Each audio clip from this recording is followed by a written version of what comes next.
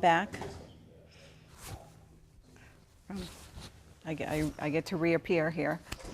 Does anyone have any questions? Are you finding anything about the entrepreneurship stuff interesting? Karen Leaker was here last week. Did any of that resonate? Or you have any questions about what she was talking about? Have you been introduced to any of the things she was talking about before? Not too much? Okay. Well, I'm going to try to keep it light today, and I'll talk just about some basic financial concepts. It's difficult to go into finance at any in-depth level in entrepreneurial finance. Finance is a big part of entrepreneurship, but I thought we could just talk about some of the concepts, and then we'll talk about business models. So no questions before I start about anything? About life? Entrepreneurship? Purdue? No? Okay. All right, and of course I don't have my clicker still, so. All right, so when it comes to money, what have you figured out? What do entrepreneurs have to do? What are just some of the tasks? I'm sorry? They have to find money.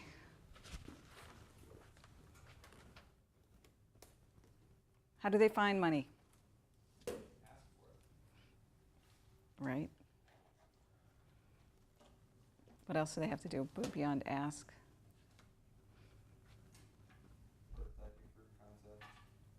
Right. Advocate, pitch, right, sell. What else do they have to do? Right? They have to use it wisely. Tell people how they're going to spend the money. They have to tell people how to spend it. Good point. What's the most important thing they have to do? They have to make money, right? Because you can have the greatest idea in the world, but what makes it a business? Profit. Right. The ability that somebody wants it, your ability to sell it to that person, get it to them, sell it to them, and do it at a price that you can make a profit, right? Okay, so kind of all those things. Find money, you have to raise money, invest money, right? Because you have to invest money to make money, depending on the business, but in most cases you'll have to invest in something, whether it's people or whether it's infrastructure, and make money. Okay, so some of the common terms, and I think I covered a little bit of this during my intro presentation, but these are some very kind of classic concepts in entrepreneurship. So anybody know what bootstrapping is? No? Any of these? Bootstrapping, funding yourself. Yeah, pretty much, yeah. So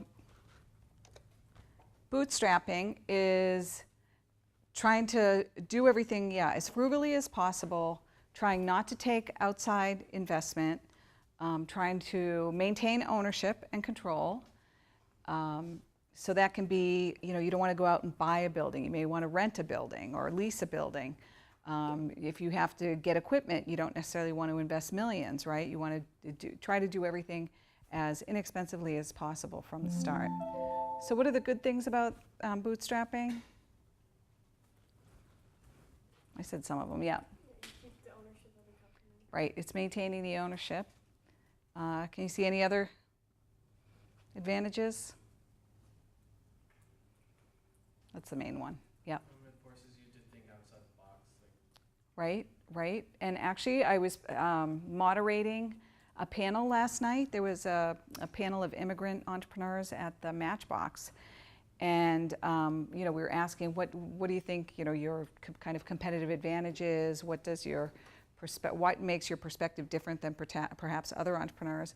And one woman said, she's got a high-tech company. She said, because I come from a culture where you don't have access to millions of dollars, and you don't have access, and you can't hire very expensive scientists, she felt like that was a competitive advantage because they were thinking much more frugally than somebody who might say, oh, let's just go raise a lot of money. So what is the downside of bootstrapping?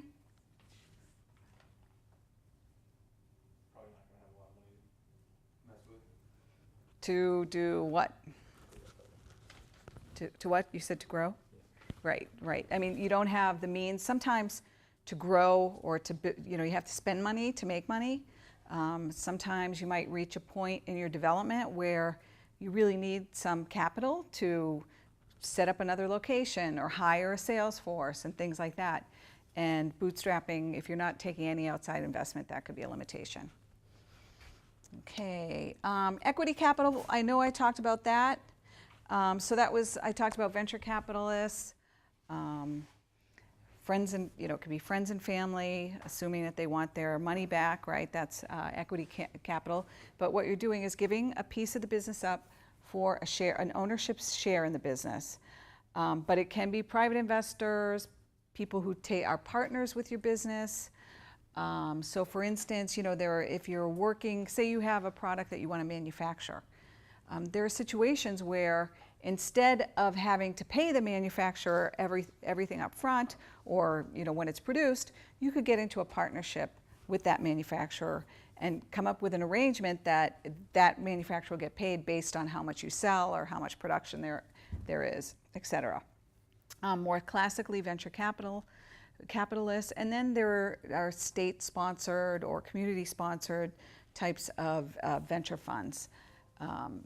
So Indiana has something called, an organization called Elevate Ventures, for instance. They take equity stakes in companies.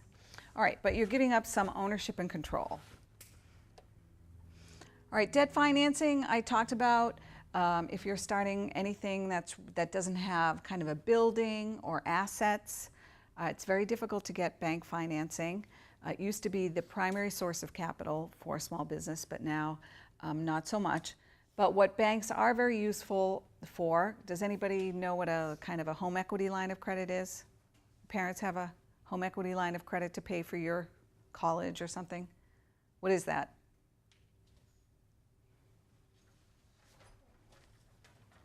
We need personal finance courses for students. Do you guys know what type of money it is? Yeah, I mean, what is it? How does it work? Oh, it's like basically using your house as collateral to. Right. Right. So you've got this asset, right? Say you've got capital in that house, so you're able to borrow against it, like with a credit line. Okay. So so businesses also have credit lines. So for instance, say I have to pay all my employees at the end of the month, but I haven't gotten, people haven't paid me yet, and I'm a little short. What's very useful is a line of credit, typically from a bank, so I can pay all my employees, so there aren't, 75% of them that don't get paid. So sometimes that's a short-term kind of way of borrowing. Okay, or a credit card. Okay, so financing needs for startup, it's startup, right? Sometimes you need, I don't know, some stuff to start up. Sometimes it's more than just you and your laptop. Capital expenditures, so that's the stuff you have to buy, or the building you have to rent. Working capital is the money that's the employee, that's the ongoing kind of material costs and things like that are variable, and then contingency funds. So working capital is, I talked a little bit about that, right? That's the money that you need to cover your costs between selling your product or service and receiving payment from the customer. So it's really the cash you need to carry out your daily operations, and that's where sometimes the line of credit would be used. So you see that cycle, right? You have cash, you make purchases, you buy stuff like raw materials, you have finished goods, you sell those goods, you're waiting for somebody to pay you for those goods, and there's that time between when the stuff is out the door and you haven't received your cash. Okay, I'm going to jump right into business models because it's kind of, it's, as I said, you come up with a product or service, you have to meet the customer needs and wants, but you have to do it profitably. I talked about the Amazon business model. What was that business model? How are they making a profit?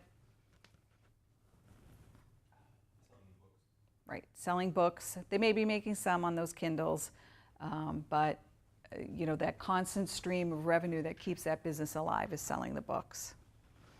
All right, so a business model is comprised of a number of components, right? So revenue sources. So what is a source? Is it a subscription that you have?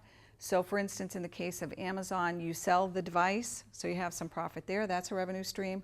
But the other, you have multiple revenue streams. You also get profit from the sale of a book. So that's kind of one of the cost drivers. Revenue sources. The cost drivers. It's is it fixed costs you have in those? Is it variable costs? You don't have a lot of fixed costs when you're selling books, right? When you're selling ebooks, it's basically just some kind of, not a PDF, but some kind of signal that gets to your Kindle. So the cost drivers of relative size and importance and how likely that's going to change over time, right? Investment size, how much do you need to invest to be able to generate that profit? And then critical success factors. So we'll talk about some of those. All right, so these are some kind of older examples. Xerox. The value is high-speed copying. The customer was business and people. Perhaps you thought everybody at Purdue bought their Xerox equipment, but they don't. You lease that equipment. And then the way they generate revenue is how much paper you use, right? So it's on the consumables associated with that. Google, you all know. You can read it. Advertising. Grateful Dead. There's a Harvard Business School case that talks about the Grateful Dead. You would think they would make money on concerts, right? But actually, they were deriving a lot of their money based on the merchandising. So they kind of use the concerts to sell the merchandise. And Groupon, which is kind of now not so popular. They take a percentage of transactions or from people who use the site. Whoop. All right, so I'm just going to go through a bunch of different business models, and you're going to tell me what they are. So what's the razor blade business model? Razors and blades. I've got some examples of products. They get you on the stuff you have to buy. Right. The consumables, right? You buy the super cheap printer, then you have to buy those darn ink cartridges all the time, and they're half the price of the printer, right? Same with the razors. Why do they keep coming out with new razors all the time? I mean, since I was a kid, I don't know how many Gillette razors have come out, and probably, the second version they made was perfectly fine for shaving a man's face or women's legs, right? So why do they keep doing that? Product label, keep you buying in. Right. They need the new stuff, the innovative stuff. It's going to be better, faster, meaner, right? But again, to drive the consumables. Okay. So customer buys a low margin item and then is required to buy those consumables at a very high markup. All right, what's inverted razor and blades? It's a little bit.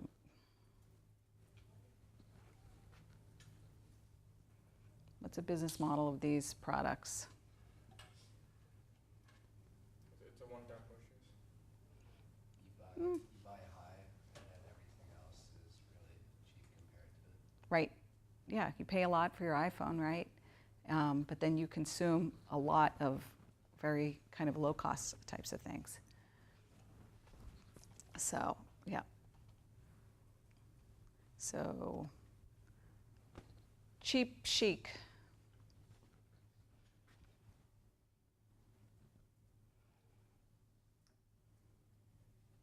Who shops at any of these places? Okay, what do you think? Well, like for Trader Joe's, you don't really get a lot of choices, like in terms of brand. It's pretty much their own brand. Mm-hmm. So how does that business model work financially? Well, you would just have less, like the product you have to produce. Right, so less inventory, less sourcing of goods, less people doing all of that. So what's the result of that? Lower operational costs. Cheaper products, right? They can get high volumes, fewer products. so they can drive those prices down. What about IKEA?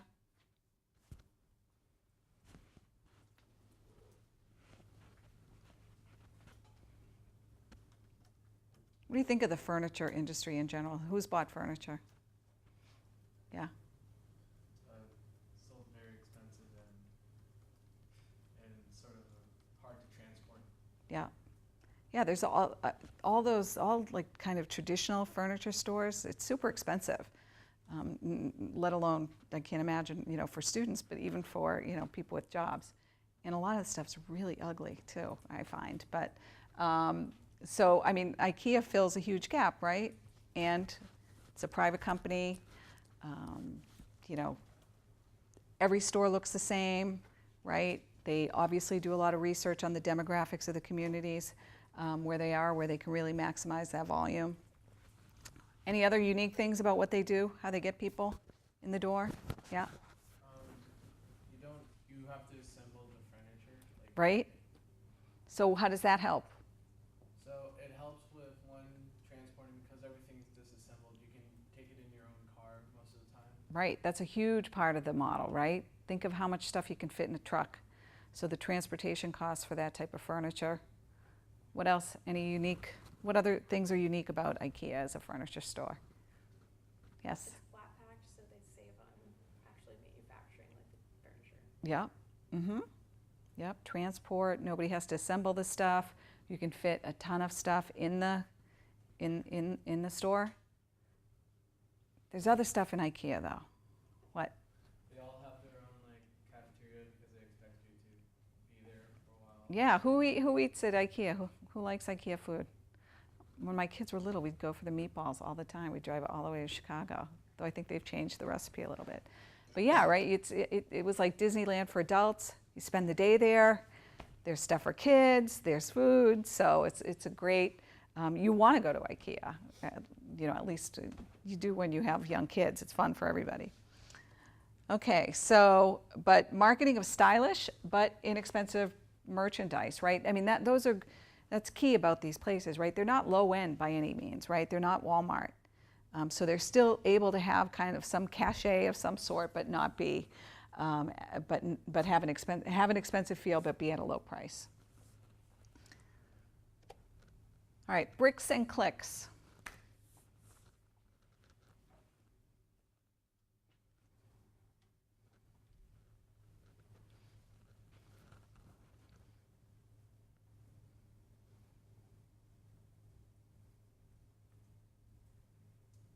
What do these stores do? What could bricks and clicks be? Bricks refers to what does bricks refer to? The actual retail store. Right, a store. Yes. Would it be like they can sell like in person, but they can also sell like online and stuff? Yeah. Mm-hmm. Yeah, so that's kind of new, right? I mean, that's really taken off in the last 5 years, I would say. And a lot of the retailers, I mean, they've been having a harder and harder time. You know, there used to be an Eddie Bauer store on Michigan Avenue. Did anybody ever go there? It's like 2 football fields on top of each other. But can you imagine the amount of rent that costs right on Michigan Ave? And you know, now just the convenience of being able to, you know, click and then just go to the store, pick it up, or return it, and things like that. So that's a huge benefit. And a lot of those big stores are having a very hard time. So yeah, so extending that store to the internet. How do you shop for clothes? Who does most online? The rest of you do most in stores? Even in Lafayette? Who shops outside of Lafayette? No? You find plenty here? Well, that's good. Okay, multi-level marketing. Has anybody participated as a buyer or a seller in multi-level marketing?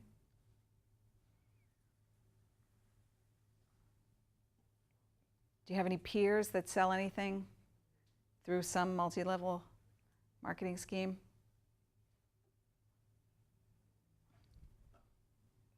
So it's not common among students at all. Yes? My uncle works for Bobby Brown. It's like sort of like that idea, like that sort of. Bobby Brown, the makeup? Yeah. No, they don't. They sell through retail or online. So what are you familiar with these brands? What does Mary Kay do? Yeah, go ahead. It's makeup, and so like you could be like a seller, and then you get it at like the discounted price, and then like if you have someone under you, like Right. you can keep kind of doing it. What's that brand of earrings, jewelry? Isn't there a, I can't remember. Well, anyway, you go to parties. Does anybody have parents who go to some kind of party? Remember Tupperware parties? Did those exist when you were young? Now I feel like it's so old. Yeah, or Avon. Anybody buy Avon? So it's more direct selling, right? You sell Amway products. Anybody know that? People sell, and then they get people to sell for them. Once we had, I know there were some students several years ago selling this Mona V stuff. All right, so yeah, you kind of use your friends, family, and network to act as a sales force for you. But there's some jewelry. There's, what is the name of it? They don't do that. Students don't have any like jewelry parties or anything like that, or yeah, you're in your hometowns? No? Okay. All right, franchise. How does this business model work? Yeah, it definitely works everywhere. But what's kind of the financial model or the business model associated with that? Yes?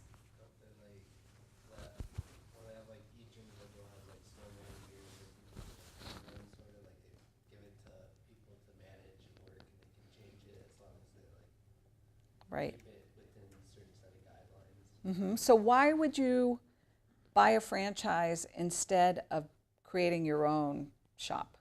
Branding. Right? You're buying a brand, right? Why else? Yep. It's safer because you know it's always successful.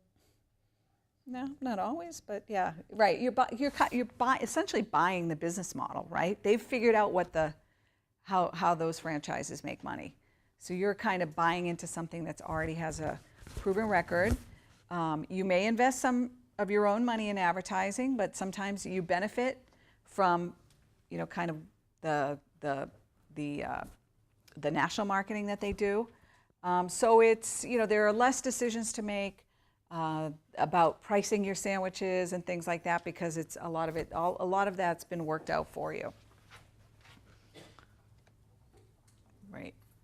So basically they sell you the right to use the business model, and you get a percentage of the revenues. All right, what's the anticipated upsell? And I should say, a lot of these business models are fairly new. Even, so when I was a kid, basically companies made money from just selling things, pretty much one time, unless you had a magazine subscription or something like that. But, or even that, it was, you still had to write the check every year for a subscription. It wasn't automatically debited from your accounts. But, so what's the anticipated upsell?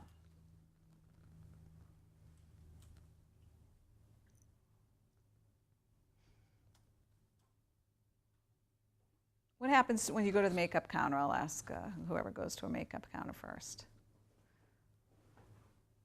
They want to put makeup on your face. Right. And what's their whole strategy when you go to the makeup counter? Yes? At like some of the haircut places I go to, Mm-hmm. I get my hair cut, and then there's like a wall of like shampoos and stuff, so they can try and get me to. Try to convince you to buy more stuff? Yeah. Right. Same thing with the makeup counter, right? You go, I'm going to go get a little bit of mascara, and then you're, oh, geez, $75 later, you bought a whole bunch of other stuff. So what happens when you buy a house?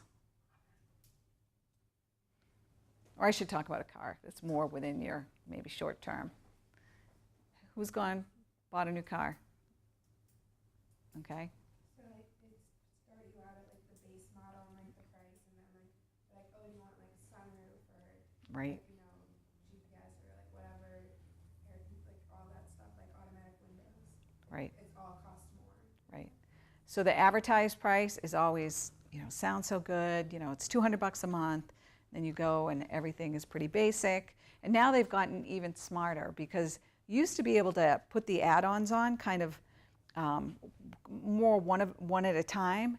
But boy, have they figured out, like with some algorithm, of what features they have to clump together so they can, so you get like three features for $5,000, right? But you can't just say, I want the upgraded stereo. You have to get the upgraded stereo package that comes with, you know, other stuff you don't need, but it's going to cost a full $5,000 over the original price. And also kind of along those lines, a lot of cars now are using like specific hardware that requires a specific tool, so you have to bring it back to like that dealership. Yeah. So then every time you're getting, you know, serviced or anything like that, you're paying them. Oh yeah, and service is a whole other thing, right? How many times do you go into the service thing and it costs what you actually think it's going to cost, right? And what can you say, right? It's really hard. Somebody once said that it's like going to the dentist too, right? You got the car in there, what are you going to do? You've got your mouth open and they find a cavity, what are you going to do? You can't say, no, I'm not going to do it, right? So you're kind of obliged to buy it. And what about houses? Same thing can be driven by subdivisions and it says prices start at, you know, $150,000 for a house, but guess what? You're going to get the, you know, cheap cabinets, and then when you go into the model home, you know, you're going to say, oh, I don't want the cheap countertops, I want the nice granite ones. And so they totally, you know, build that into the whole business model and expect you to spend, you know, like let's say $30,000 to $50,000 more than you originally anticipate, right? And a lot of their profit gets derived from that. Okay, so buyers end up spending more than they expect or planned. New home buyers pay 1.2 times the base price. So keep that in mind when you're buying a house, right? And builders count on this.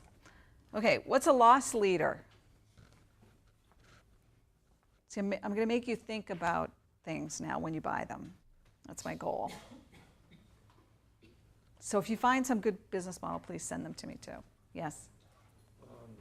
You sell items for less than you could potentially get for them, with the hopes that they're going to spend money on other things. Mm-hmm. It's a way to drive business. Right. So do you have any examples kind of in the student world of that? I guess McDonald's would be pretty good, right? Yeah. Well, I can just say like the grocery store, like eggs are so cheap. There's like no reason for eggs to be like $1.50 for 18. Right. But then like other things in the store. Right. Right. A grocery store is not going to make the milk and the eggs the most expensive thing, right? But they'll mark up a lot of their other products. So that's not an indicator of the price of the rest of the groceries in that particular store. Yeah, so, you know, we're all lured by that. Same with Groupon or coupons. You use a lot of the coupons. What does a coupon do? Like coupon for a restaurant. Yeah, but it gets you in the door. You have a couple of drinks, right? You never eat just like $5 worth of food, right? Typically. So they count on all that.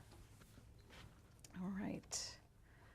Model offers attractive items for very low margin, anticipating you'll buy things at a higher margin. Okay, this is now, boy, this is quite dominates everything now, right? What's a subscription model?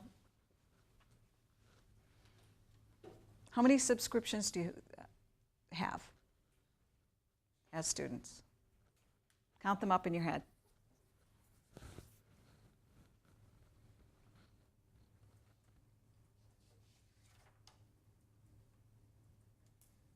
Though you may be benefiting from your parents' subscriptions, right? About how many? A lot. Yeah. Like 11. Wow. Yeah. So do you need all 11? Yeah. Oh, that's good. All right. School, I do. Yeah. Right. So, you know, it's harder to start. It's easy to start them, but it's hard to stop them. Has anybody used, I saw there's some app, Trim, that shows you your subscriptions so that you can manage them better? Has anybody seen that or used that? No? Well, that might be a good thing. I was thinking of getting that. All right, so gym owners, this is interesting.